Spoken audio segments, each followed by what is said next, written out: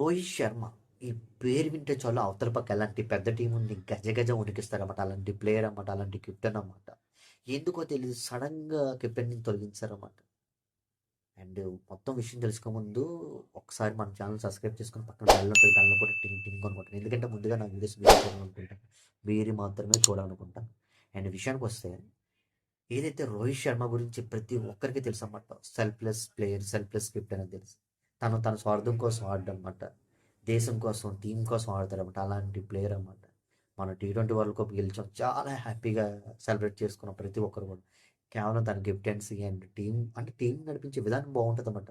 ఒక సింహంలా నడిపిస్తారు అన్నమాట. అలాంటి కెప్టెన్ అన్నమాట.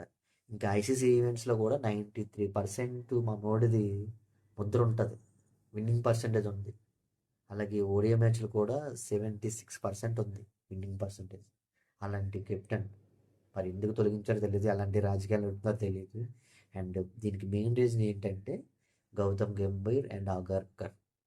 నిజంగా వాళ్ళు ఒకటే కంకణం పెట్టుకున్నారు. ఏదైతే శుభ్మన్ గిల్ ఉన్నాడు కదా, శుభ్మన్ గిల్ని 3 ఫార్మాట్లు కెప్టెన్ చేయాలని వాళ్ళ కంకణం పెట్టుకుంటారు. ఇంకంతే, వాళ్ళు అలాగే చేస్తారు. మొత్తం పాలిటిక్స్.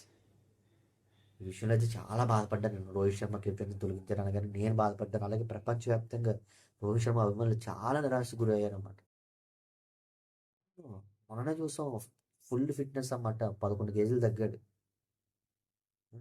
అలాంటి ప్లేయర్ని మీరు చాలా అవమానపరిచారబ్బ. అండ్ ఈ ఆస్ట్రేలియా టూర్కి అయినా సరే సెలెక్ట్ చేసి కెప్టెన్గా ఉంచితే సరిపోయేది. తర్వాత మేము మొత్తం డిస్కషన్ చేసుకొని ఏదో అయ్యేది, కానీ దీనికి కూడా చెప్పకుండా మీరు ఇలా చేశారంటే చాలా దారుణం అని చెప్పుకోవచ్చు. అండ్ రోహిత్ శర్మ విషయంలో ఇలా జరిగింది.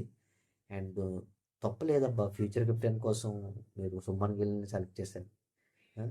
అండ్ శ్రేయస్ అయ్యర్ గురించి ఎందుకు ఆలోచించలేదు నాకు ఇప్పటికి అర్థం కాదు. ఇక్కడే ఇన్ని పాలిటిక్స్ జరిగితే నాకు అర్థమైపోతుంది. నేను యాక్చువల్లీ సరే రోహిత్ శర్మని తప్పించాను కోసం సుమన్ గిల్ని బదులు శ్రేయస్ అయ్యర్ని పెట్టుంటే బాగుండేది. చెప్తున్నా, ఇదంతా పాలిటిక్స్ అన్నమాట. ఈ విషయం మీద మీరేమంటారు కామెంట్ చేయండి. అలాగే మన ఛానల్ సబ్స్క్రైబ్ చేసుకుని పక్కన బెల్ ఉంటుంది, బెల్ కూడా టింగ్ టింగ్ అని కొట్టండి. అండ్ రోహిత్ శర్మ ఫ్యాన్స్ మాత్రం అసలు మీరు ఈ విషయంలో రాజకీయం జరిగిందా లేదనేది మీరు మాత్రం కామెంట్ చేయండి. జై హింద్, జై భారత్.